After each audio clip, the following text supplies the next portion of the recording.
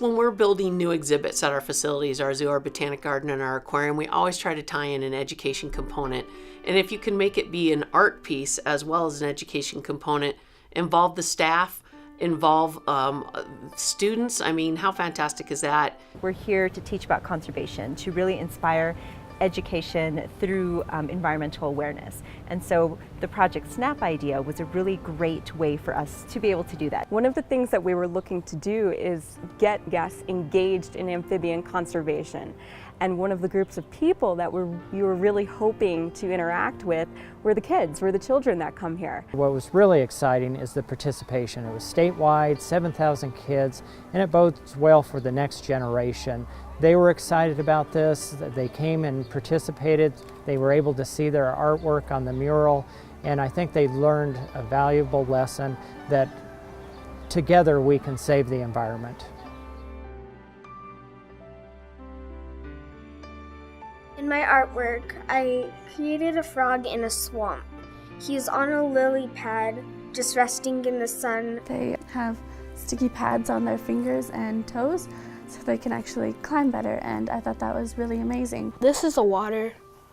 Then these are the legs of the amphibian, and here's the tail, then the head, then the eyes. I created a little blue frog at night. Up in the corner you can see a moon which kind of reflects on him. I included many colors in it to emphasize the beauty in these creatures. They really got into what the different amphibians look like, the brilliancy, the texture, and it kind of encouraged them to do more research on habitats. I created a tree frog.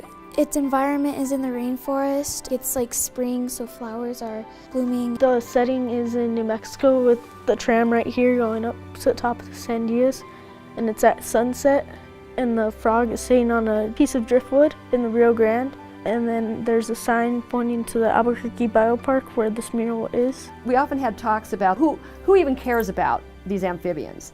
They said, well, they can't speak for themselves. They don't have a voice, they're just creatures. But we have a voice. And I said, yeah, that's true, you know? So we were trying to work for these little unknown creatures and help them. When people see my artwork, I hope that they will become more aware of how fragile life is and how humans can protect it as long as they're aware of it. I chose this frog because it stood out in a way that represents me. Like a lonely frog that finds its way around the obstacles to its path of life, and the lily pad it is on tells you it's a long ride and that the only way to get past is to make a survival with the water that guides them. The students were very excited about the project once I was able to show them the example and how it fit into a larger context, and their work would be on display permanently. The word permanent was so powerful for them. To actually, when they're 25 years old, be able to go back and say, that was a piece of artwork I created, and my piece of artwork is going to make a difference for our community and for the state of New Mexico. They really got into the message of their artwork and really wanted to spread that message and become part of the Mosaic. Being part of the Mosaic, I felt that I was contributing to the community and the environment, and I thought that that was a really nice way to just kind of contribute to an artwork that was more than my own. Just let them feel like I could do this. I have some power. I have a way that I could say something and be listened to. That's kind of my dream, to help my community.